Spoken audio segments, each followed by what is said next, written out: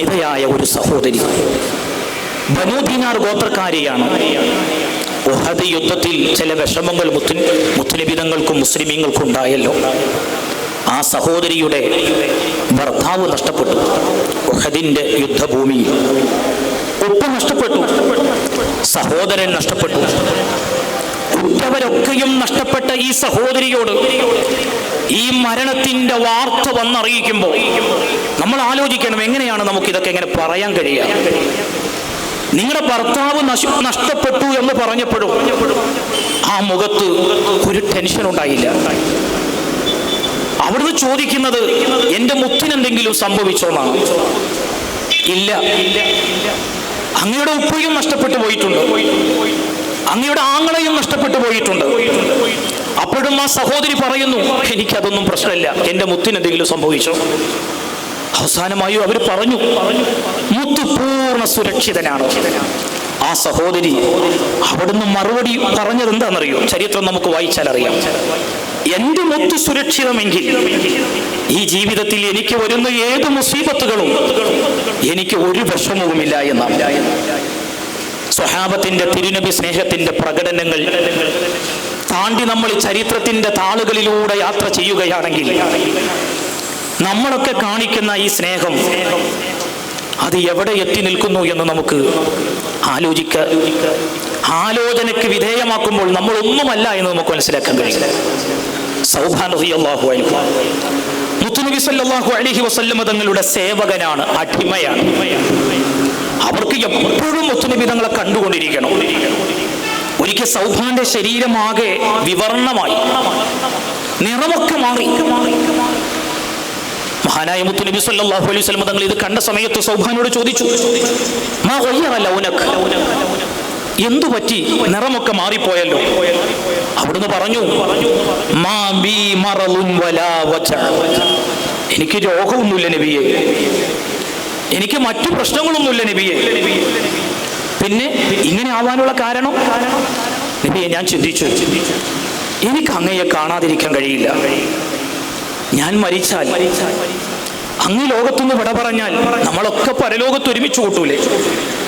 പരലോകത്ത് ഒരുമിച്ച് കൂട്ടുമ്പോ അങ്ങ് ഉയർന്ന സ്ഥാനത്തായിരിക്കും, അങ്ങ് വലിയ സ്ഥാനമായിരിക്കില്ലേ അങ്ങേക്ക് പരലോകത്തുള്ളത്, സ്വർഗത്തിലുള്ളത്? ഈ പാവം സൗബാൻ സ്വർഗത്തിൽ കടന്നില്ല എങ്കിൽ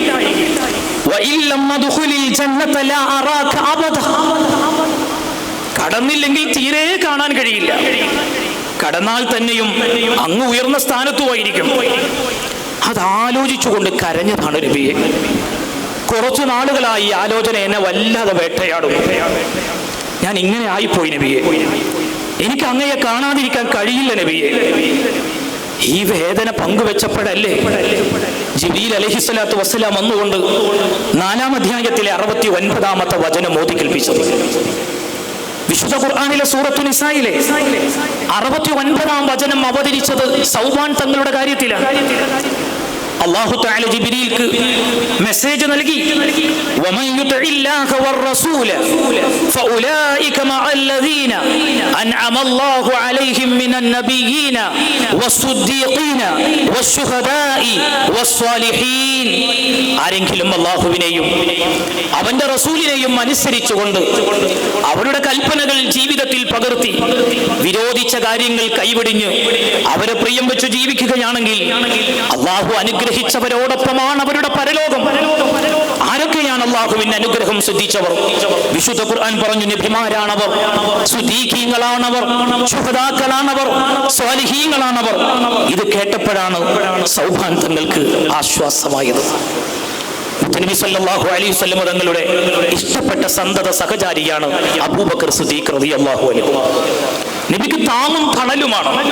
ഹിജ്റയിലെ മുത്തുനബി തങ്ങളുടെ കൂട്ടുകാരനാണ്. അബൂബക്കർ സിദ്ദീഖ് തങ്ങൾ നബി അനുഭവിച്ചതുപോലെ സ്നേഹിച്ചതുപോലെ വേറെ ആരെങ്കിലും സ്നേഹിച്ചിട്ടുണ്ടോ? ആ അബൂബക്കർ സിദ്ദീഖ് റളിയല്ലാഹു അൻഹുവിനോട് ഒരു ചോദ്യമുണ്ട്. സിദ്ദീഖ്, ഈ ദുനിയാവിൽ നിങ്ങൾക്ക് ഏറ്റവും ഇഷ്ടപ്പെട്ട കാര്യങ്ങൾ എന്താണ്? അബൂബക്കർ സിദ്ദീഖ് എന്നവരുടെ മറുപടി എന്താണെന്നറിയോ? എനിക്ക് 3 കാര്യമാണ് ഇഷ്ടം. 3 കാര്യം ഞാൻ ഈ ദുനിയാവിൽ ഏറ്റവും ഇഷ്ടപ്പെടുന്നു. ഒന്നാമതായി അദ്ദേഹം പറഞ്ഞത്, അൽ ജുലൂസു ബൈന യദൈക, നബി, എനിക്ക് അങ്ങയുടെ മുന്നിൽ ഇങ്ങനെ ഇരിക്കണം, അങ്ങയെ കണ്ടുകൊണ്ടങ്ങനെ ഇരിക്കണം, എനിക്ക് വേറൊന്നും വേണ്ട ഈ ദുനിയാവിൽ. രണ്ടാമതായി സിദ്ദീഖ് എന്നവർ പറഞ്ഞത് എനിക്ക് അങ്ങയുടെ മുഖം കണ്ടിരിക്കണം, ആ മുഖം കണ്ട് എനിക്ക് അങ്ങനെ ഇരിക്കണം. മൂന്നാമതായി സിദ്ദീഖ് എന്നവർ പറഞ്ഞത് നബി, എനിക്ക് മാലുണ്ട്, ആ മാല് മുഴുവനും അങ്ങേക്ക് വേണ്ടി ചെലവഴിക്കണം, ആ സമ്പത്ത് മുഴുവനും അങ്ങേക്ക് വേണ്ടി ചെലവഴിക്കണം. ഒരു ആശിക്കിന് ഇങ്ങനെയൊക്കെ അല്ലേ പറയാനാവും? ഏത് അളവുകോല് കൊണ്ടാണ് ഈ സ്നേഹത്തിന്റെ അളവുകളെ നമ്മൾ തിട്ടപ്പെടുത്തുന്നത്? നമുക്ക് ആർക്കെങ്കിലും നമ്മുടെ ഉപ്പയോട് സ്നേഹമില്ലാത്തവരല്ലല്ലോ. വാപ്പയെക്കാളും ഉമ്മയെക്കാളും ഭാര്യയെക്കാളും മക്കളെക്കാളും മുത്തുനബി തങ്ങളോട് സ്നേഹമുണ്ടാകുമ്പോഴാണ് ഈമാൻ പൂർണ്ണമാകുന്നത് എന്ന് മുത്തുനബി തങ്ങൾ പഠിപ്പിച്ചുവെങ്കിൽ സ്വഹാബത്തിന്റെ ജീവിതത്തിൽ അവരത് പ്രകടിപ്പിച്ചു. നോക്കൂ, അബൂബക്കർ സിദ്ദീഖ് റളിയല്ലാഹു അൻഹുവിന്റെ ഉപ്പയാണ് അബൂ ഖുഹാഫ. മക്കം ഫതഹിന് ശേഷം അവരുടെ ആയുസ്സിൽ അവസാന സമയത്താണ് ഇസ്ലാമിലേക്ക് കടന്നു വന്നത്. അബൂ ഖുഹാഫ മുസ്ലിമായ വിവരം സിദ്ദീഖ് എന്നവർ അറിയിച്ചപ്പോ സിദ്ദീഖ് എന്നവർ കരയുകയാണ് ചെയ്തത്.